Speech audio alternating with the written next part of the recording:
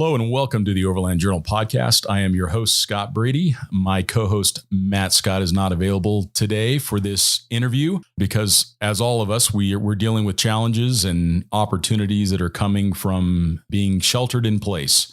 But I have a distinguished guest today, and I say that personally because Graham Bell and his wife, Louisa, and their family, they have been an inspiration to me in their travels. They run a website, A2A Expedition. It's also kind of the name of their journey. And I have watched them for the last 6 or 7 years as they have traveled throughout the Americas and then ultimately traveling all the way down the length of Africa. For us as Overland Journal, the people that we associate with the publication, I believe, is critical to our audience. It's a service that we provide to our reader, and having someone that is as entertaining a writer as Graham is, plus his depth of experience and genuine knowledge around the subject is very rare. So we try to, as much as possible, surround ourselves with journalists and travelers that have that experience that they can share from a genuine place of knowledge. And I'm really proud to have Graham on the call today. Thank you for being with us.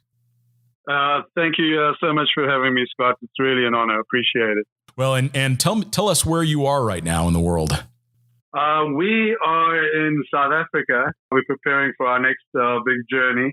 And the troubles came along, so we had to find ourselves a good situation. So we found ourselves a little place in the forest, and we're just waiting it all out.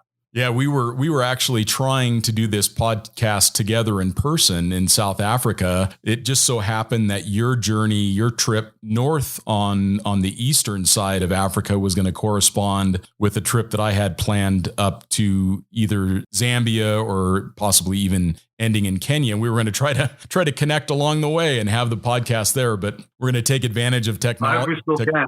Yeah, I know. I hope we still can as well, because I do plan on getting back to Africa as soon as possible to do that trip. Yeah. And tell me a little bit about your family. Tell me a little bit about your wife and your kids and how long you guys have been on the road. All right. So my wife, Louisa, she's the Ginger Ninja. She's the driving force behind everything. We all fear her. There's my son, Keelan, who is now 20. And my daughter, Jessica, who is 15. When we started traveling, she was 7 years old. He was 12. And they've grown up traveling the world, living in a Land Rover. So they're pretty tough kids, but they're super sweet. They're great hearts, really wonderful people. I love my family very much. It seems like such a blessing, and travel can be such a blessing for families and for children in particular, because they're not just hearing about a place like Morocco in a textbook or from a teacher. Your kids are actually experiencing Morocco. They know where Casablanca is on a map because they've been there. And that's one of the questions that I had for you is how do you engage your kids in the travel experience and educate them as they're going around the globe? It's an interesting question because, for many people, they look at our lifestyle and they think it's difficult to describe how other people feel. But what we do seems like a permanent adventure, and it's so exciting and so amazing. But the kids have been doing it for so long that it's just become a way of life.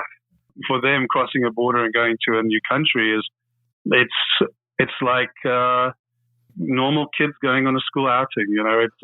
I'm not saying they don't love it and they don't enjoy it, but it's not exceptional to them anymore. And to me, that's a fantastic thing because the world is their oyster. It really is. They've met so many different people from different cultures. They've been to 5 continents. They can communicate in a bunch of languages. It's just, I think, been the most amazing experience that we could give our children and ourselves, because we got to spend almost every day together through their childhoods. We got to learn together, grow together. We know how to communicate with each other. And we're learning as they learn, and we teach them and they teach us. It's pretty amazing. From a textbook or academic point of view, they do the American syllabus. My son has just graduated. He finished his studies, his high school, and he got an average of 75, 76%. And we're now looking at his future, where he's going to go study maybe in Norway, maybe in Germany, but we'll see how it goes. And my daughter is fighting mathematics with her heart and soul. But I did luckily, yeah, me too. But she's really, really good at working with people and working with animals, and her English comprehension is fantastic, and she has a great vocabulary, and she's got a huge heart. And what we try and do is work to our children's strengths. No, what a beautiful experience. And if you think about it, it's only been in very recent history that families haven't done exactly what you guys do. If you think about families even 60 to 100 years ago, they spent so much more time together. They may have had a farm, or they may have had, everybody grew up together, everybody worked together, everybody learned from each other. And I believe that what you're doing is giving, as parents, it's giving you the opportunity to genuinely experience your children's growing up. And then for your kids, they're able to genuinely know and understand their parents. And I believe that so few people in the modern world have that opportunity to have that depth of connection with their kids, because we can all be so busy, and we all work so hard to make ourselves even busier, that it's amazing that we have connections at all because of how much we have to work. Yeah. Well, that's the thing, is you hit the nail on the head there. It's just urbanization has been in the last 100 years. Before that, people lived pretty much in isolation, small towns, small farms, plots. They did their thing. They were agricultural, and families were together. They spend most of their days together, and they work together. And this is what we do. Everyone has their role in the family. We all are busy. We take care of each other, and everyone pulls their weight. And that's so important, I think, not only in terms of us getting along as a family, but also for the children's future, that they learn these very basic but very important lessons about how to live a good life and how to have good, solid relationships. There's nothing temporary about our relationships. We're very strong together. We're very solid together. And that can only be good for them, going into the future. Yeah, no question. Yeah, it's such an inspiration what you guys have done with your kids. I remember being, I think, in Belize, and I came across a French family, and I actually don't remember how many kids they had, but they started coming out of this RV, and there was many, again, entire gaggle of children, and talking with the wife a little bit about it. She said, I didn't want my kids to grow up as strangers. She says, I wanted them to all know each other and to know us. And I thought that was really beautiful and so different in today's time. The French are really good at traveling as families. They don't tend to do it long term. Obviously, when I talk about long term, I talk about, almost decades. But they're so well behaved, those kids. Yeah. They got a very good diet, and they help to set everything up, and they feed each other, and the older takes care of the younger, and I was astonished when I first came across these French families, and it's a good example for us. There's little bits of every culture that you can take to improve yourself, and that's one thing we learned from the French. Yeah, no, I agree, and I've learned so much from different cultures, and mostly how bad I am at so many things. So that's why it's nice. That's why it's nice to run across people as we travel, because then we recognize that's a better way to live. Whereas when we're isolated within our own culture, and it's not to say that any culture is bad. Obviously, growing up as an American, there's many things that I'm proud of, but there's also things that I have learned in my travels that, maybe I want to live my life a little bit different than the norm within my own country. And those have been really powerful lessons for me. And one thing that's also kind of unique, just to segue a little bit, is you guys are traveling in a Land Rover Defender. Tell me a little bit about your vehicle and what made you decide on a Land Rover to begin with. Well, the Land Rover, her name's Mafuta, which is Swahili, and it's oil, which is very fitting for a Land Rover. Well, we started out, I think, to tell the story of the Defender or the Land Rover, I have to tell the story of how we got into overlanding. Can I do that? Yeah, of course. Please. We'd love to hear it. All right. So I'd always been a traveler in my heart. Growing up in isolated apartheid South Africa, I listened to American music and listened to European music and watch movies. And I always had this just burning desire to get out of my little conservative town and see what's over the horizon. So I used to hitchhike around South Africa a lot, and then eventually saved up enough money, got a flight over to Israel, lived on the kibbutz for a bit too long with 17 Scandinavian girls, but that's another story for another day. And returning to South Africa, I met Louisa, and then we'd take our little, whatever car we had, first a little pickup, and we'd just, go camping. Just throw a couple, like a tent or whatever in the back, cooler box, and go off and have a good time. And just explore the country. First, like close to where we were, like we were in Johannesburg, just close to Magaliesburg, and there was a lot of exploring that you could do out there. And then we started looking, hey, I really want to go there, but my little pickup couldn't get up the hill or through the water or whatever. So then we got an old series Land Rover. And then that's, you know how it goes with Land Rovers. It's a little bit of an addiction. It doesn't make sense always. But, man, that first little series was just phenomenal. Taught me how to do mechanical work. I had to fix the gearbox on it. We were like pretty broke at the time. Fixed her up and flipped her. That actually paid for my wedding. And then as soon as I could afford it again, we got another series. Then we got a Range Rover Classic, which was a terrible idea. Then we got a South African called the R6. It's a Series 3 station wagon, long wheelbase with a flat nose. And that became our first proper overland vehicle. We got a roof tent for that, started kitting it out. This is in 2005, somewhere like that. Drove all the way around South Africa with that, had a really, really good time. And then this idea came of, hey, let's do something crazy. Let's drive to Kilimanjaro. And the Series 3, she was okay. She was all right. She had a 4.1 Chevy engine in her. But she was not exactly reliable. So we started looking at other options. And to be honest, we looked at a lot of vehicles that are available. South Africa, I mean, it's in terms of overland vehicles, we're spoiled for choice. For sure. So we looked at a Unimog. We looked at Toyota Land Cruiser, the double cab pickup, which have been very good for us, a very good fit, but it was very expensive.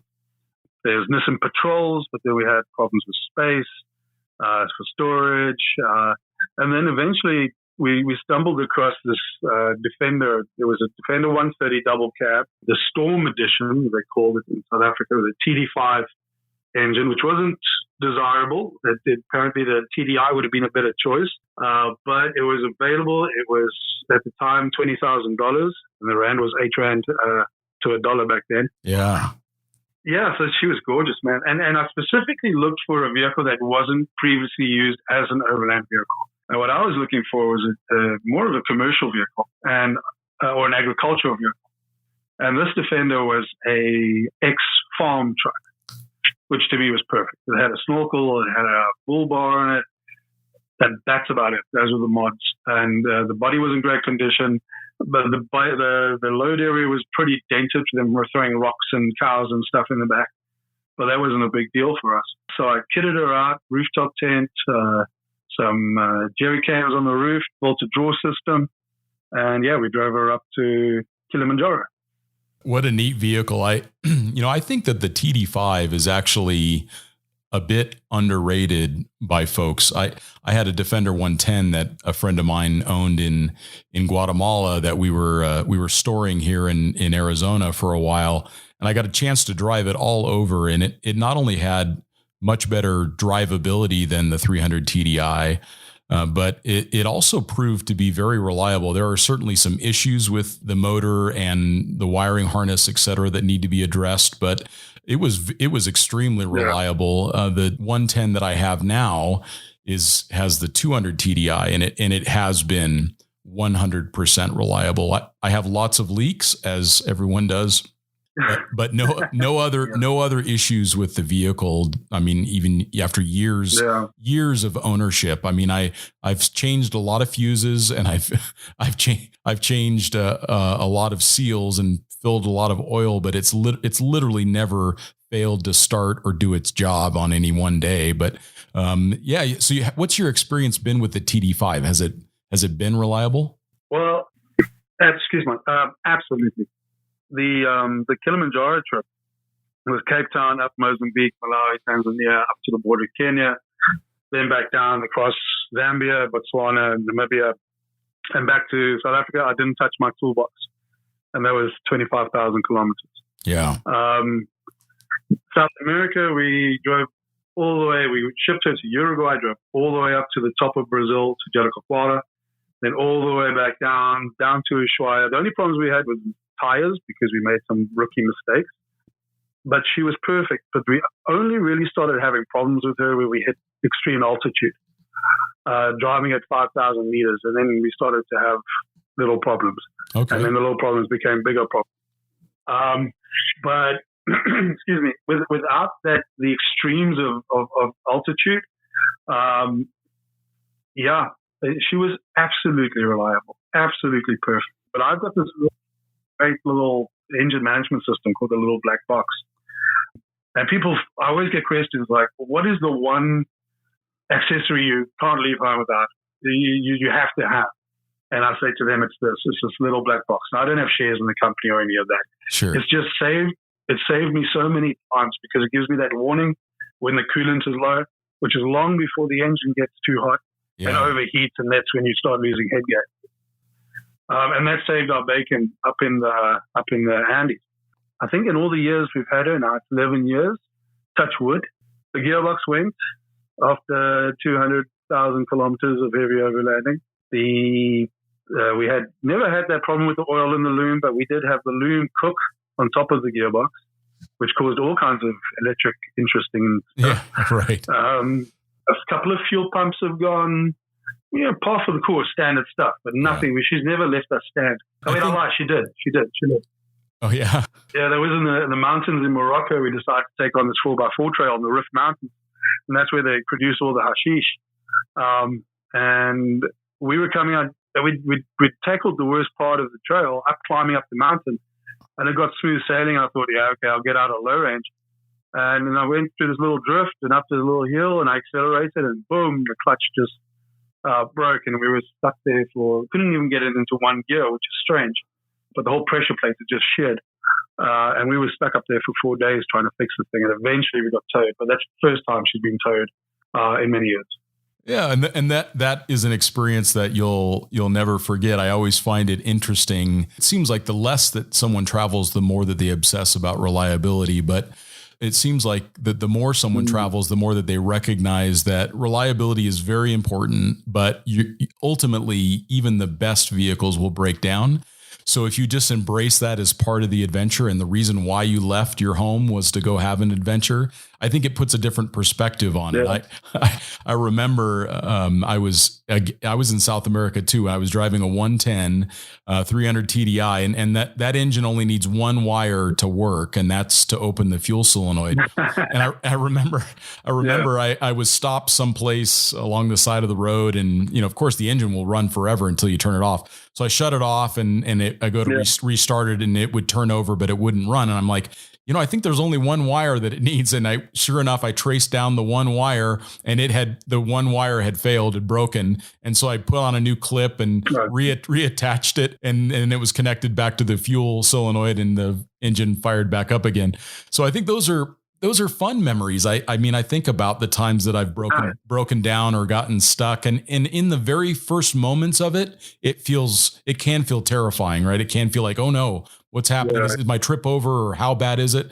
But normally within a very short period of time, you start to come up with a plan. You realize how resourceful and kind the locals are. And the next thing you know, you're towed over to somebody's shop and they're helping you out. I remember being in the middle of Turkey, and this entire town came to our aid and got us to the right shop. I remember I was in the right shop, and it was the Trabzon 4-wheel drive club shop, and they have stickers. All right. They had Expedition Exchange stickers on their windows. I mean, it's such a small world, and those are beautiful experiences when you get to have them.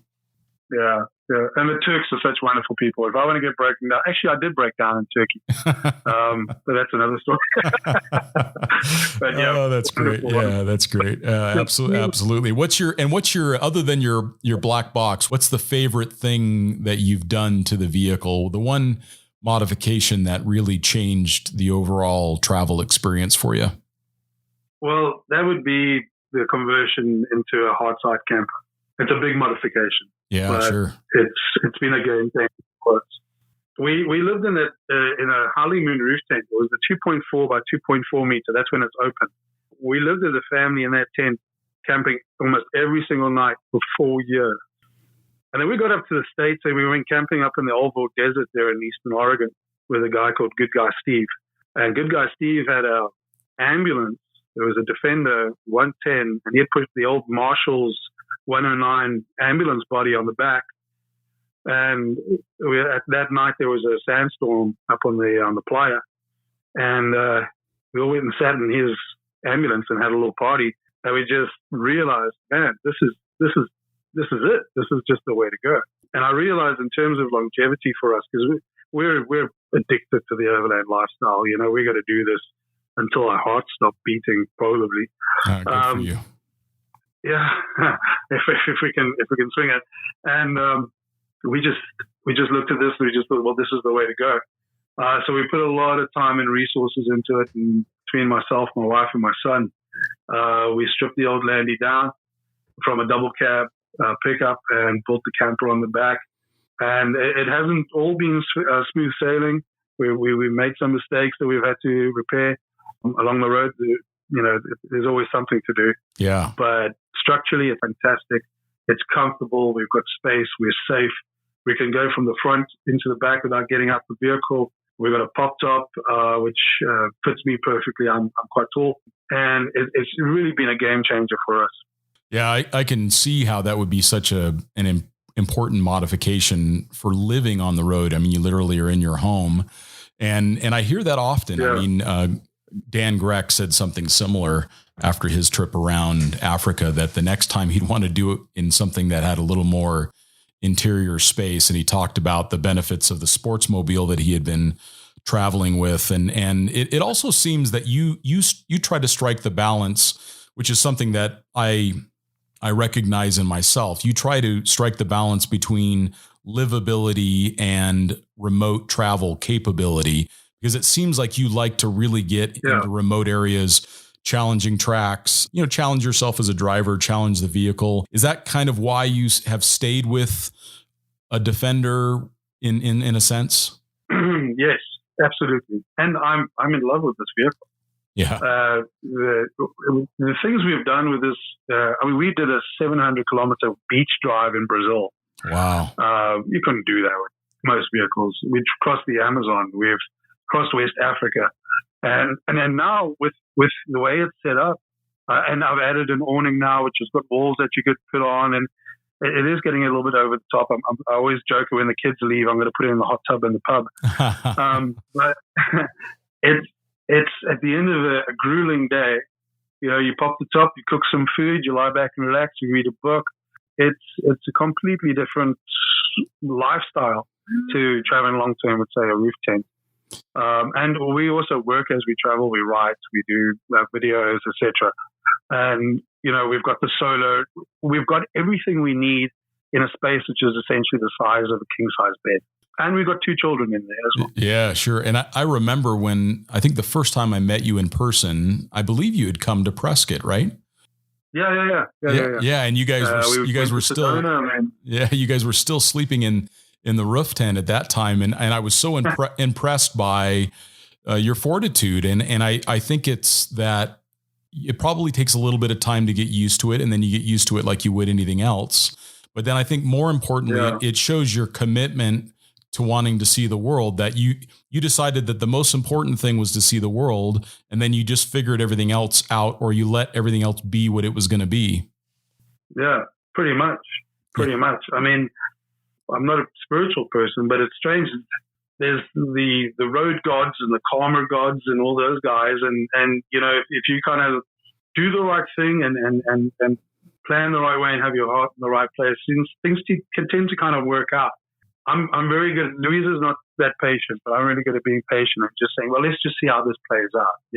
Let's see where we can go with this, and let's see how it works out. But yeah, I mean, converting into the camper was half of that was I wanted my family to be comfortable. Yeah. It's one thing for us adults to have this burning desire and this dream, but then to expect kids to live in a tent, it's not right. I don't think it's not fair to ask them to do that. Yeah. So that's really where this whole idea came about of changing it to the camper. Is I wanted to make it more comfortable for the family, and with that, and still be capable, still be able to go wherever we could before, in terms of off-road driving and ability. But with that comfort comes possibility, and it opens up the future. And okay, you know what? We're comfortable. We've got everything we need. Where are we going to go now? Let's go. And it really frees us up to achieve these dreams.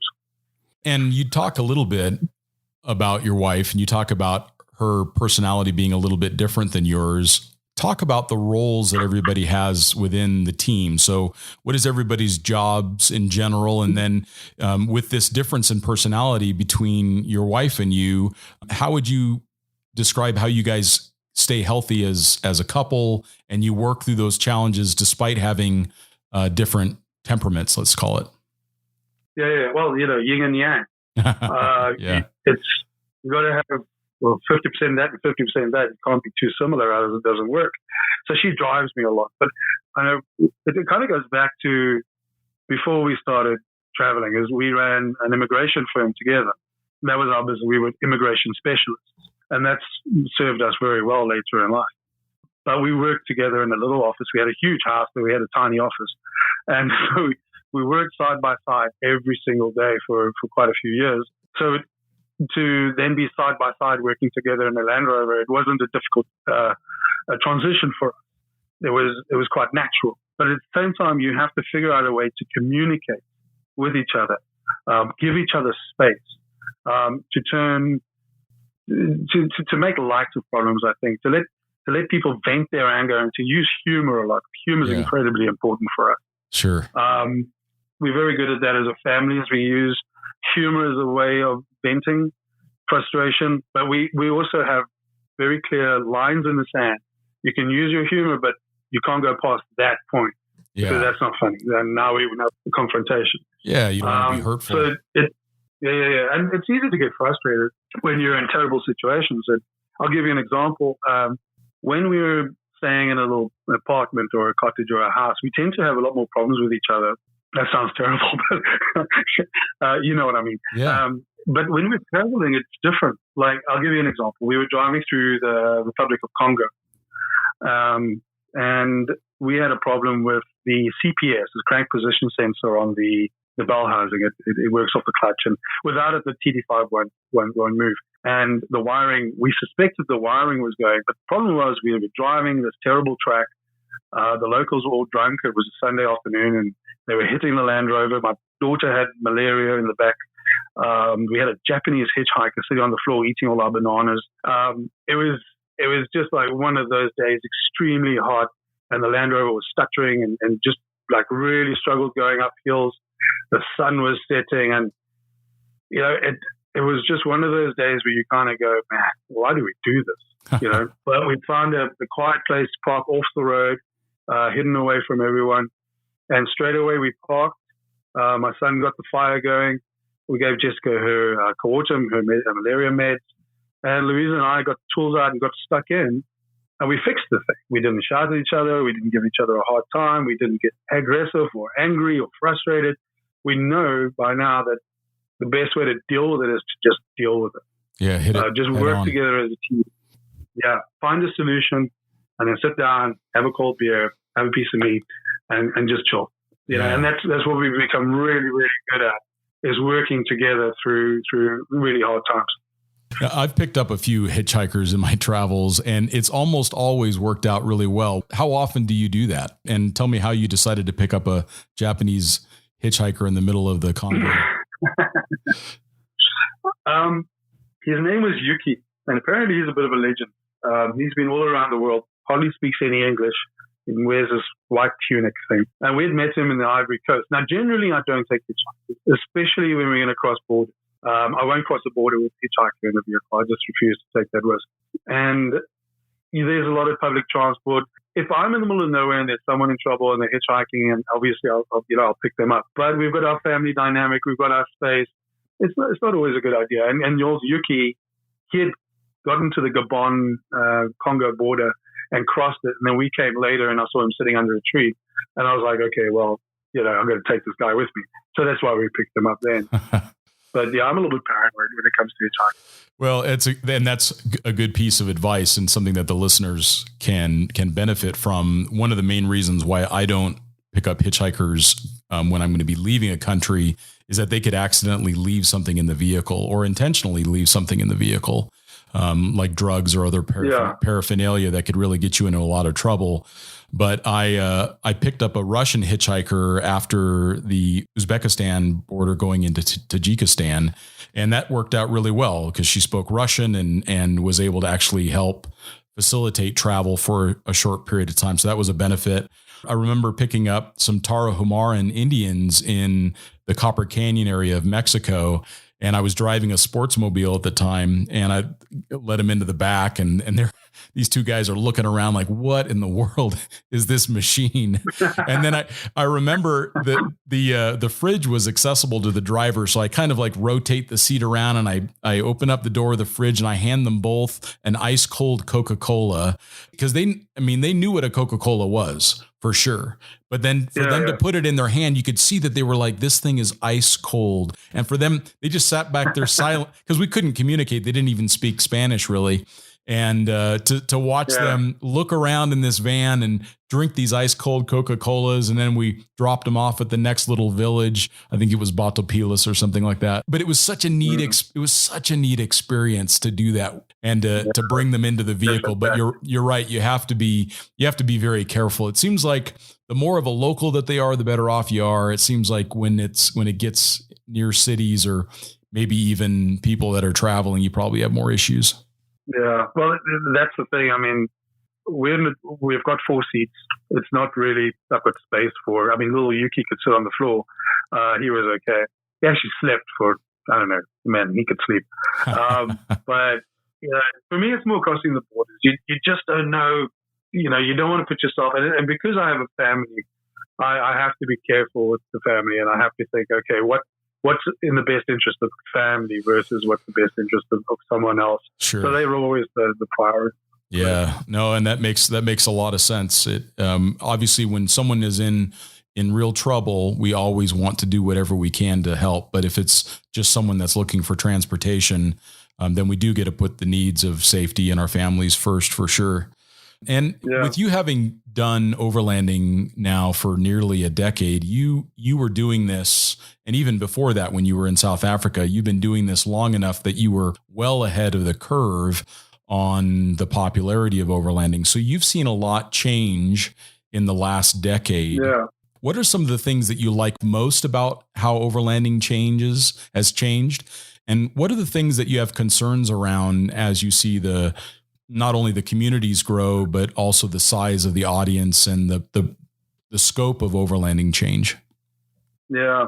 The thing, I think, because we've been doing it internationally, we've been on the road, it's kind of like this growth has happened kind of without us. It's difficult to describe, but we cross borders. We go across continents. And a lot of what I see these days is, and obviously the growth of it has been, it's localized overlanding, where people are mostly staying in their countries and maybe poking into the neighboring countries. And I get that, I understand, and that's exactly what we used to do. I just wish people would go a little bit further and just take it to the level where what I consider overlanding to be in its purest form, I suppose, is international overlanding. That's where I think. But that's what it is to me. It's obviously, it doesn't have to be that for everyone. And I think that's so important in so many different ways, not just about how a person can grow through overlanding, but also the communities they meet and how it can change people's perspectives of the people they meet. I mean, the one thing is that too many people focus on the vehicle, on the modifications, on the suspension, on the engine upgrades, on all the add-ons and all the stuff that goes with the rig instead of focusing on the journey. Yeah. And I think perhaps I've always said it's about style of travel. It's what you want to do. Nobody should give you rules about how you should overland or where you should go or how you should do it. I've got as much respect for someone who overlands in a Toyota Corolla with a ground tent as I do for someone who pulls up in a Unimog. Yeah. Actually, I've got a bit more respect sometimes for the guy in the Corolla because, yeah, he's just making it. He's just making it happen. Yeah, I think. I think for me, it definitely is, and it's an interesting thing. We've been defining overlanding as vehicle-based adventure travel since 2008 or 2009. That's the definition that we kind of came up with it in the easiest form for people to remember. But one of the things that I think is important to ask ourselves is, are we going someplace remote or are we going someplace foreign? And I think that those are kind of the modifiers that I like to use to differentiate overlanding from just camping or some other form of travel. And there's nothing wrong with any of it. It's all worthwhile and healthy. But for me, once I start to get remote, which means very far away from help, then I feel like I'm overlanding. And if I get to some place that's foreign to me, and it doesn't necessarily even have to be another country, but it most often is for me. Once I get someplace unknown, where I'm uncertain, I'm not familiar with the local cultures, or I'm not familiar with the language, or I don't even know where to go because I've never been there before, then it starts to feel more like overland travel to me. And certainly it's been traditionally defined much more towards longer distances and longer periods of time. And I think as it's become more popular, those things have reduced a little bit. But I do think that what you speak to is the most important thing, is that when we first start doing this stuff, because we haven't traveled and the journey hasn't even necessarily occurred yet, because it's all been either so fractal or so local, that we do focus a lot on the vehicle and we focus a lot on the stuff, because that's the thing that we can actually interact with in that moment. When we first start getting involved with any hobby, it's a lot about the gear, because we haven't actually done enough of the real thing to know the difference yet. So the gear is very exciting and attractive, and it allows us to research and to buy things and to feel like we start to become a member of the tribe. Yeah. I like to compare it overlanding to surfing. When you start out surfing, you can have a basic board and you're going to struggle and you're going to learn a little bit, and you'll get generally better and better. But the important thing is the stoke. The buzz. And as you get better at it, you're going to get better waves, bigger waves. You're going to travel further to find those big waves, and you're just going to get into it, and it makes you feel alive. And that's what I love about the way we travel is, man, it's challenging. It's been the most difficult thing we've ever done by far, but it's so rewarding. I'd go back to that semi-breakdown we had in the Congo. The feeling of it's just the buzz, the stoke, the feeling of achievement. When I got my family through that, we rolled out the other side. We made it back to civilization, and we did it ourselves. It was an immense feeling. It was so good for us. And it's those kind of things that if you're pushing yourself, not pushing yourself too far, you take it in steps, but you get a little bit further and you get a little bit less comfortable, and you see what you're capable of, and see what are the limitations of your vehicle, and how you can improve it, and it gradually progress into the perfect setup. And obviously, it's perfect for you, not perfect for everyone else. But I think that's a great goal with overlanding. That's something I think people should try to achieve: is start small and then grow big. Yeah, travel is such a wonderful teacher, and it keeps us humble, because I make mistakes all the time when I travel because I'm not familiar with where I'm at. I make much fewer mistakes when I'm in Prescott, Arizona, because this is where I live and all of it is familiar to me. Yeah. So I really appreciate being in places that are unfamiliar, because I do make mistakes and I do learn, and I get stuck because it's a new kind of mud than what I've experienced before, or I'm in a different vehicle than what I've driven before. Yeah. I do really appreciate that. I think that most people deal with fear, and fear is really only overcome with experience. So the more that we have experiences, the more confident we feel, and the more confident that we feel in unfamiliar places, the less fear that we're going to experience. And I think that helps people start to break out of that comfort zone and realize that they don't have to have as much money in the bank as they think they do. They don't have to keep the job that they've been in for 20 years necessarily, that they can go and have an experience of a lifetime and come back and still get another job. But then they've been better for it. They've really experienced the world. Yeah. And I think something that goes beautifully hand in hand with overlanding is minimalism. Yeah. This idea of less is more. And the lessons that you learn when you're traveling, when you're on the road, translate that back into your everyday life. It's a fantastic opportunity. It's a great learning experience. It doesn't matter how you're doing it, but you just got to do it, I suppose. Yeah, you're right. And the longer that you do it, the more you realize that you don't need that big of a tire. You don't need all of those gadgets. You don't need all those extra pieces of equipment. You think about the Japanese hitchhiker that you picked up, how few things he owned, and he was seeing the world. Man, yeah. Well, but that's the thing, it's style of travel. What suits you and what do you want to achieve? What can you afford? But yeah, you're absolutely right. And that kind of leads to a couple more questions for me. When you're traveling on the road, I mean, a lot of people ask, how do I possibly travel full time? How can I make a living? Can you kind of describe in general terms how you guys make a living while you're traveling to afford to go see the world? Yeah, I think the first thing to bear in mind is that coming back to this idea of minimalism. When people are looking at travelers like us and they're looking at how long we've traveled and how far we've traveled there, I know that everyone assumes that we're just wealthy and we were lucky. We're lucky and we're wealthy. But the reality is we've made a lot of sacrifices because we realize that this is pretty much how we want to live our life. This is more important to us than having new gear, new clothes, nice watches, big houses, swimming pools, and ocean views. This is important to us, and what we're willing to sacrifice for it.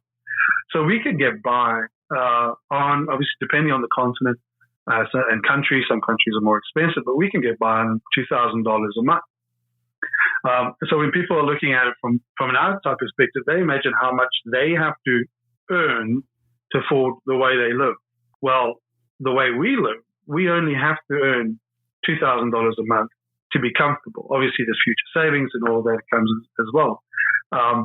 But essentially, that's it. So we repair everything we have. We reuse everything we have. I'll wear the same pair of boots until they can't boot anymore. We fix everything.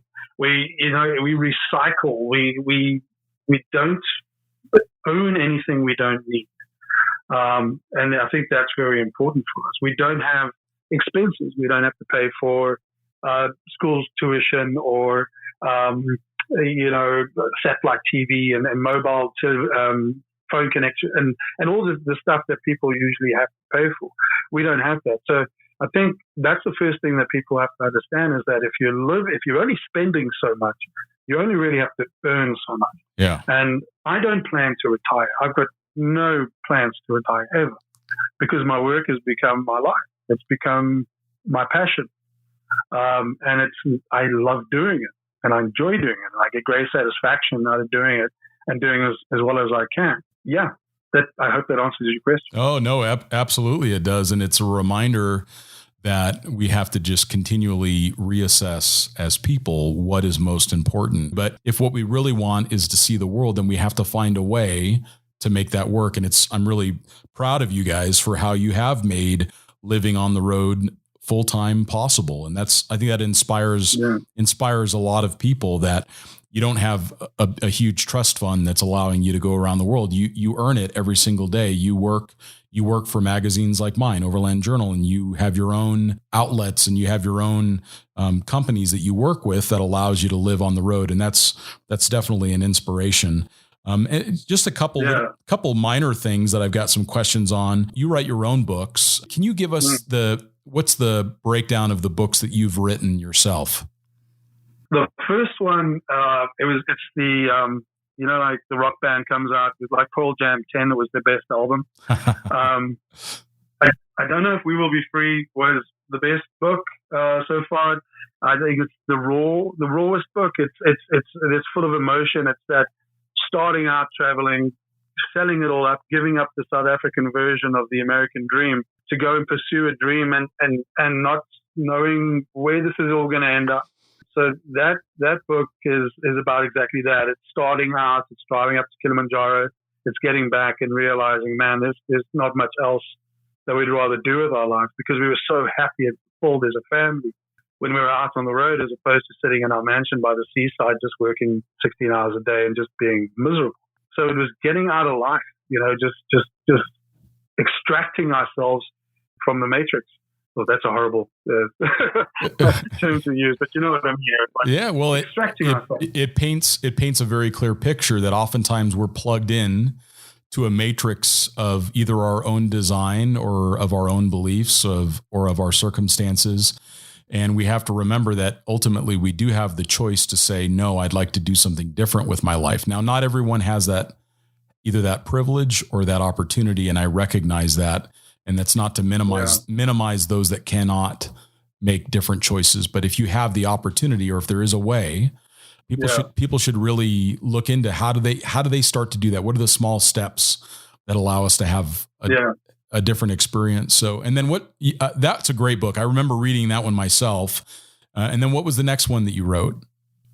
The next one was Travel the Planet Overland. That was basically, it's a beautiful book, hardcover. I know you've got a couple copies there at the office. It's beautiful. And that was, I think my writing style surprises people sometimes, and it surprises me as well. But there's a lot of tongue-in-cheek in there, and there's a lot of good advice surrounded by bad humor.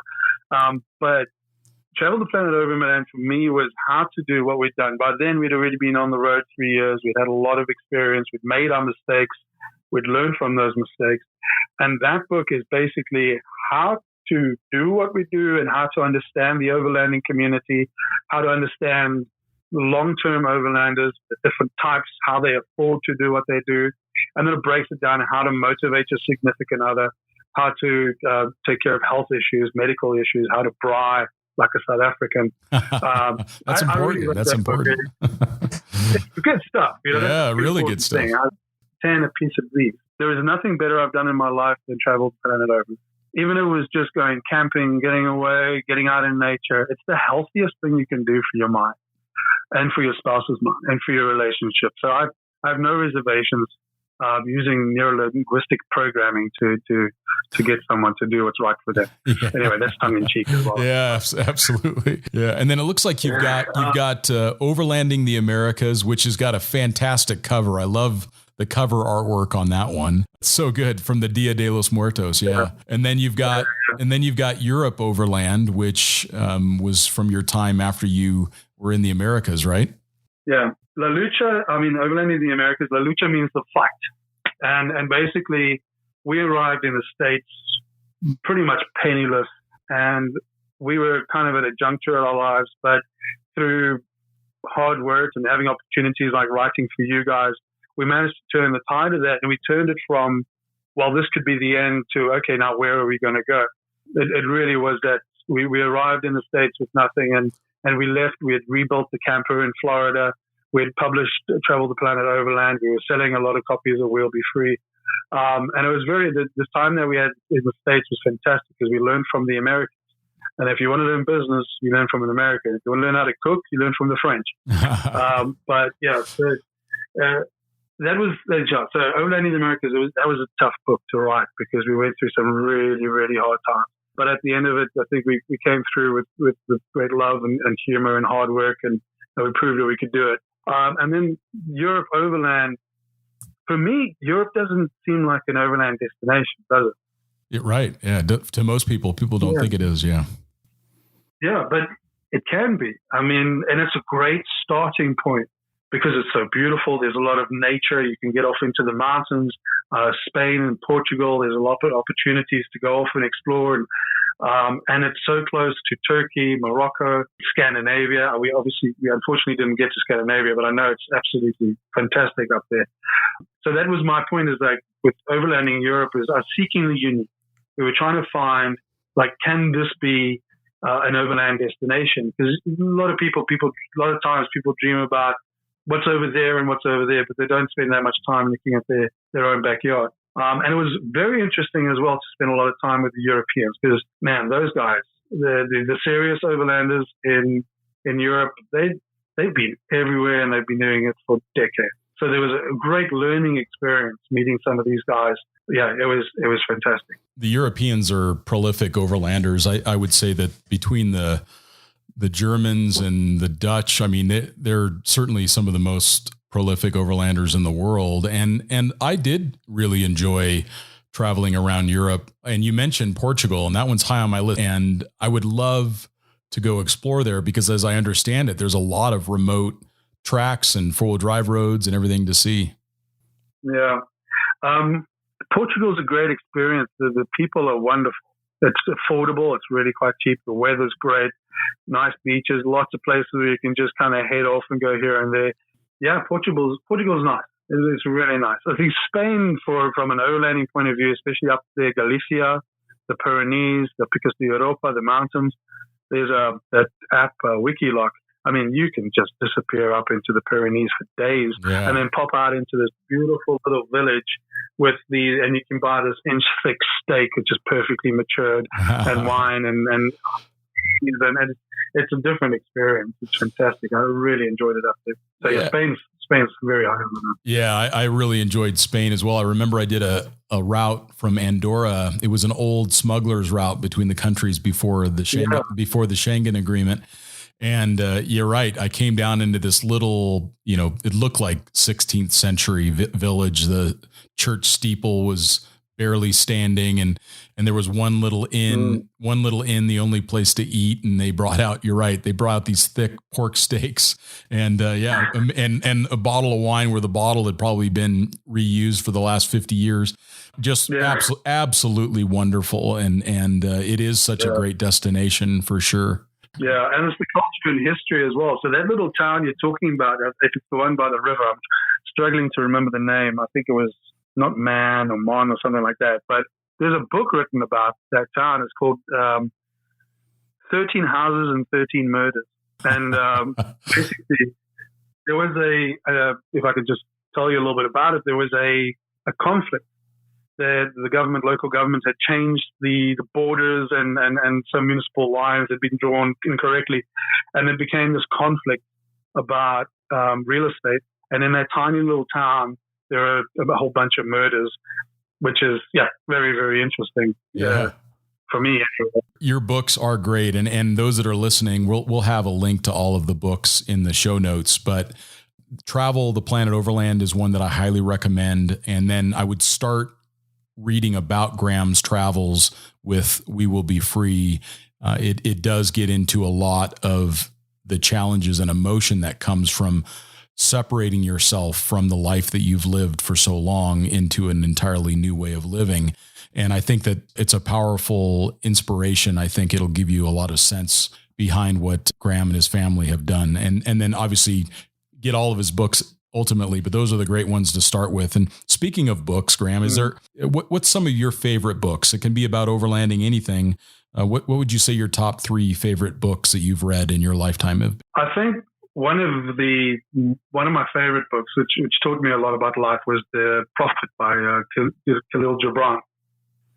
I don't know if you've read it, but it's a simple, fantastic book. You'll love it. It's just a really great little life lesson. And then there's Sebastian Ungaro. Yeah. I picked up a copy of Tribe while we were taking care of a villa in Italy. it's not all suffering and hardship and Yeah. but yeah, we were taking care of this villa in Italy, and then house sitting is actually a great thing to talk about another time. But the tribe, have you read it, Sebastian Junger? I haven't, but I am familiar with Sebastian Junger. He's a very well traveled, yeah. Yeah, and he directed the Restrepo about the guys fighting in Afghanistan, and he wrote this book about tribes. And it's going, when we started this conversation, you were saying how people used to live together on farms and how we've changed over the last century and people are more urbanized. And he's saying in this book that there's something that we've lost over these years where we're no longer the tribe that we used to be. And he describes guys returning from Afghanistan, they've got PTSD. And he's saying one of the things that's really difficult for soldiers returning from conflict is that they go from being in very tight camaraderie like situations where they're with their brothers in arms. They're out there together and they're fighting, and then they come back to the States and then they disperse and they're out there and they're on their own. And the other thing that's very interesting to me is like, there's nowhere in the world that I would rather sleep than in my Land Rover with my family with me, because it is the most safe and secure place. No matter where we are on the planet, everything that's important to me is right there with me. Yeah. And that's one of the takeaways I got that I related back to Overlanding. But he speaks about families that used to be, or people who were kidnapped back in the days where you had the frontier wars, and they'd be kidnapped by the Cherokee or the Native Americans. And how these people the Native Americans were very brutal with their prisoners, and they would torture them and beat them and this, that, and the other. But once that was over, a lot of them were actually integrated into the tribes.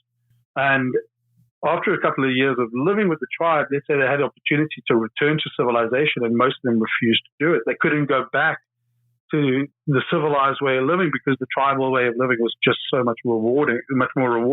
And it was just better suited to the human soul. So that book to me was a very good book to read. Yeah, what a wonderful suggestion. That's a great one.